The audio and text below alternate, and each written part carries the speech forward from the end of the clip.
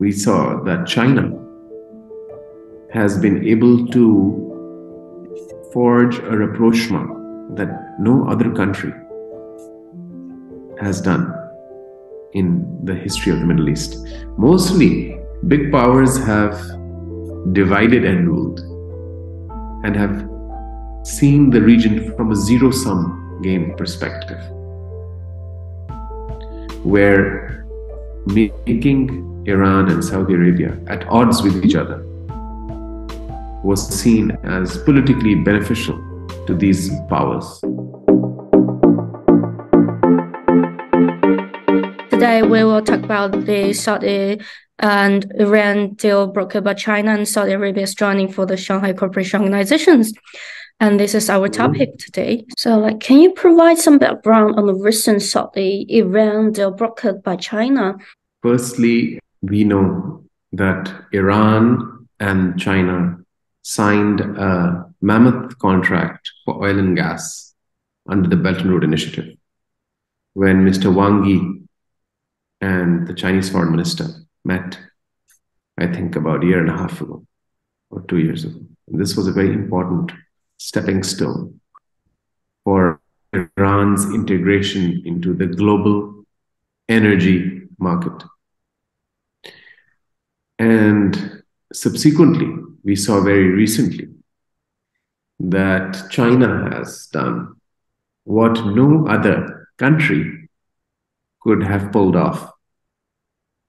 As you know, Iran and Saudi Arabia have been traditionally arch rivals and have not seen eye to eye because of areas of influence that were diverging and proxies in different countries which they had. And they were battling for influence in the Middle East. Yep. And all of a sudden, we saw that China has been able to forge a rapprochement that no other country has done in the history of the Middle East. Mostly, big powers have divided and ruled and have seen the region from a zero-sum game perspective, where making Iran and Saudi Arabia at odds with each other was seen as politically beneficial to these powers. However, President Xi Jinping and his government have very quietly, through quiet diplomacy, through quiet action-oriented diplomacy, brought them together, which will have not only benefits for these three countries involved, but I believe benefits for the whole region. And I tell you why. Yemen was unstable, as we know, and there was a proxy war in Yemen between the Iranian militants in Yemen, the Iranian groups in Yemen, and the Saudi groups in Yemen. Yemen will be stabilized. Syria was another area where there was a proxy conflict. Lebanon was another area. And of course, Iraq was another area. So we will see that there will be positive ripple effects of this rapprochement in the Middle East. And this is something that is historic. Why do you think China can be the mediator between those kind of countries or two countries? China does not have excess baggage in the Middle East.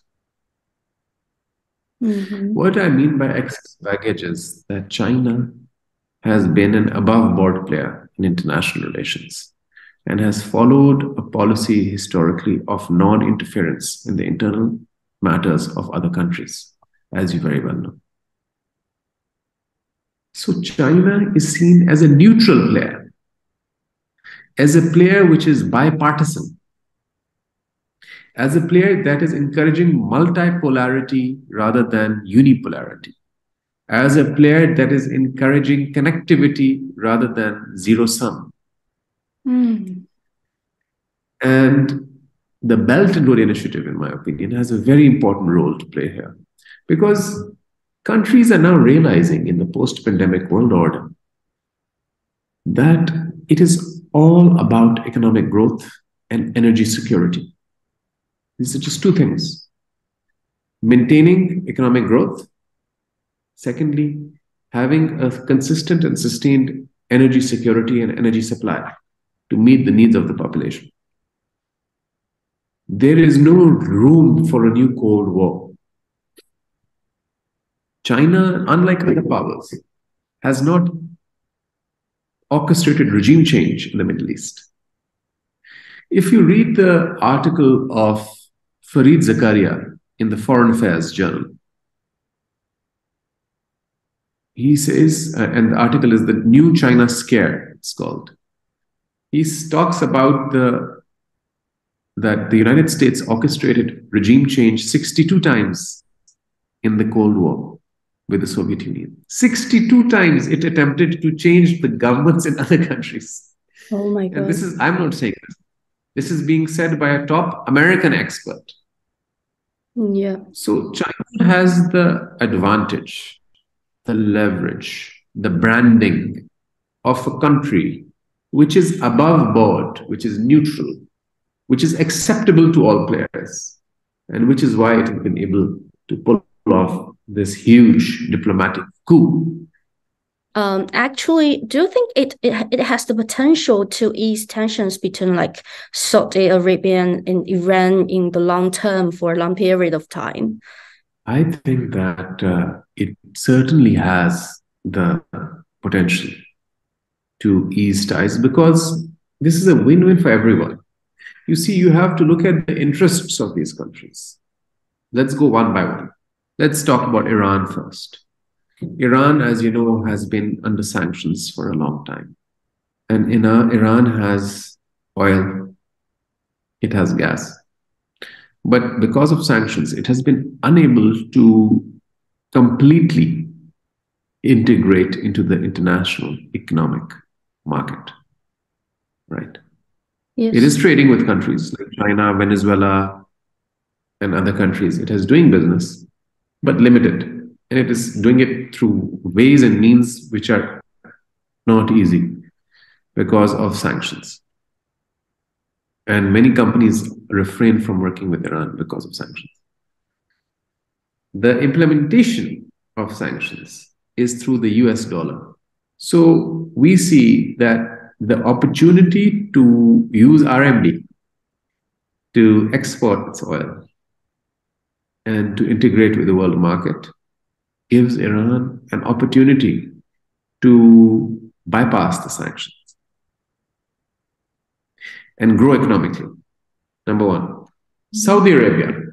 As you know, madam, Saudi Arabia had a long-time partnership with the United States. It was called Oil for Security. Oil for security. As long as Saudi Arabia plays ball and gives oil to the United States at the price and determines the prices of oil in the world as per the requirements and suggestion and advice of the United States, the US will protect the kingdom of Saudi Arabia with the US military and make sure that the territorial integrity of Saudi Arabia remains intact. But we saw that when Biden came, and before Biden also, the relationship between Saudi Arabia and Washington started to deteriorate. When the missiles were fired on Saudi Arabia, the United States withdrew the missile defense system, which it had installed in Saudi Arabia to protect Saudi Arabia. And Washington did not come to the rescue of Saudi Arabia.